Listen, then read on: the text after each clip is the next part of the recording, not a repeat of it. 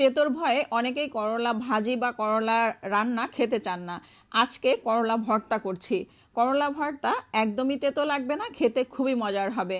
যখন মুখে একদমই রুচি থাকে না, মাছ মাংস খেতে ভালো লাগে না, তখন এভাবে করলা ভর্তা করে খেয়ে দেখতে পারেন কতটা মজার হয়। প্রিয় দর্শক, আসসালামু আলাইকুম। আজকে খুব মজা করে করলা ভর্তা করব। আর করলা ভর্তা করার জন্য আমি এখানে 2টা করলা নিয়েছি, একটা পেঁয়াজ কেটে নিয়েছি, 4 কোয়া রসুন দিয়েছি, আর একটা কাঁচা পাকা মরিচ দিয়েছি, কাঁচা মরিচ।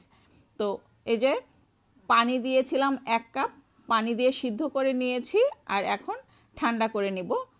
ঠান্ডা করে হাতেই এই ভর্তাটা করব।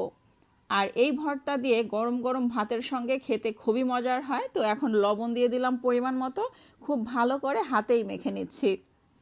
যারা ভর্তা খেতে পছন্দ করেন এভাবে করলা ভর্তা করে খেয়ে দেখতে পারেন কতটা মজার হয়। এখন ধনেপাতা দিয়ে দিলাম, আর সবশেষে দিয়ে দিব সরিষার তেল। সরিষার তেল ছাড়া ভর্তা একদমই ভালো লাগে না, সরিষার তেলটা তো দিতেই হবে। তো এই যে হয়ে গেল মজাদার করলা ভর্তা। করলা ভর্তা গরম গরম ভাতের সঙ্গে খেয়ে দেখবেন কতটা মজার হয়। রেসিপিটি ভালো লাগলে একটা লাইক দিবেন, কমেন্ট করবেন, এবং যারা এখনও আমার পেজটি ফলো করেননি প্লিজ ফলো করে দিবেন। সবাই ভালো থাকবেন। আজ এ পর্যন্ত, আল্লাহ হাফেজ।